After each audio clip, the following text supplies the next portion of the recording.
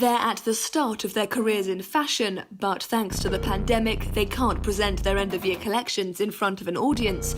Instead, these students of alternative fashion school Casa 93 are producing a short film.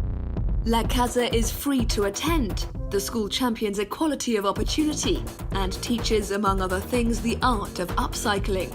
With the world of luxury increasingly keen to go green, Casa 93 and its graduates are in high demand. With tourists largely keeping away, Paris is eerily empty.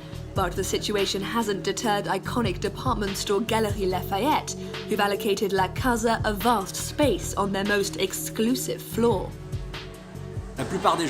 Most people are rather surprised that it was students behind this, that they put it together in just 1 year.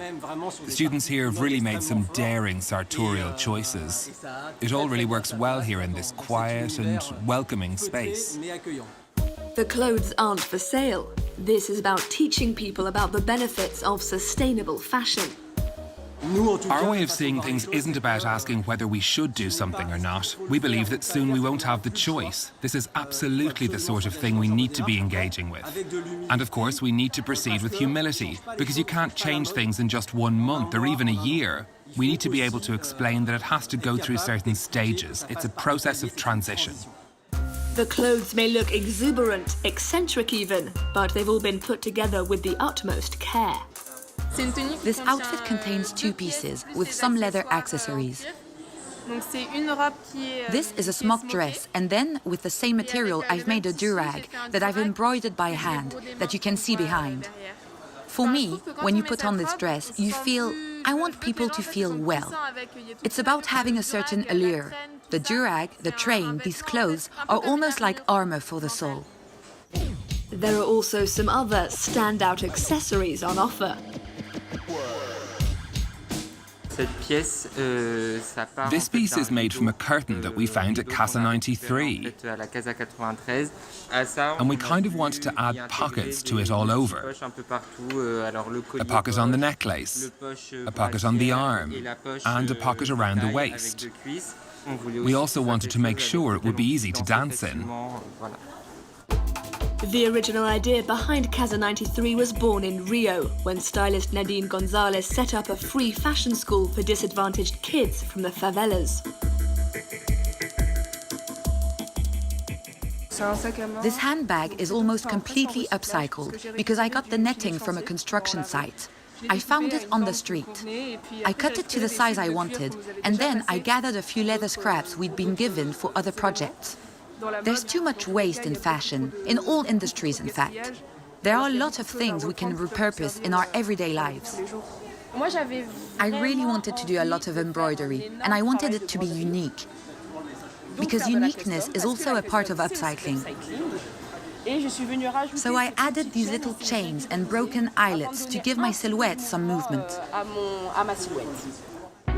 La Redoute, meanwhile, another of the school's sponsors, asked students to revisit the label's archives with the help of some unused stock. I was working on the 1950s, so I really wanted a defined waist and a big skirt, something that brought to mind Christian Dior's new look. That's why I thought, why not work with a crinoline and teach myself how to make it?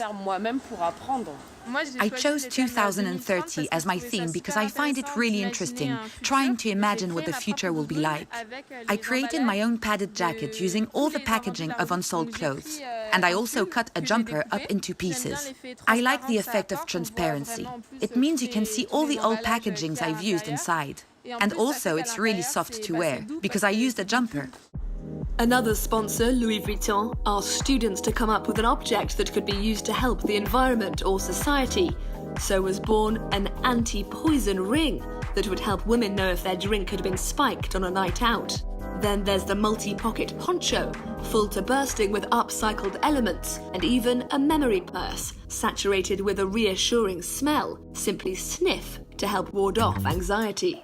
So what happens to graduates of Casa 93 once they've left?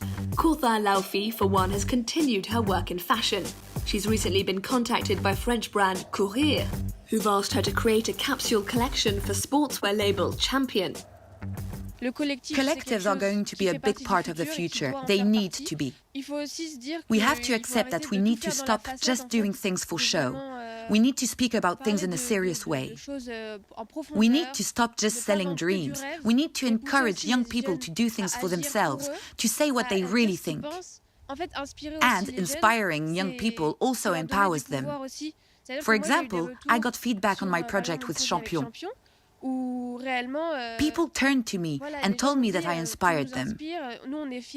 They were proud that someone young like me had got to the place I wanted to be. They said it gave them strength and made them see how you could make positive changes in their wider world. Laufey is only 21 years old. Proof that you don't need to wait to chase your dreams or to change the world.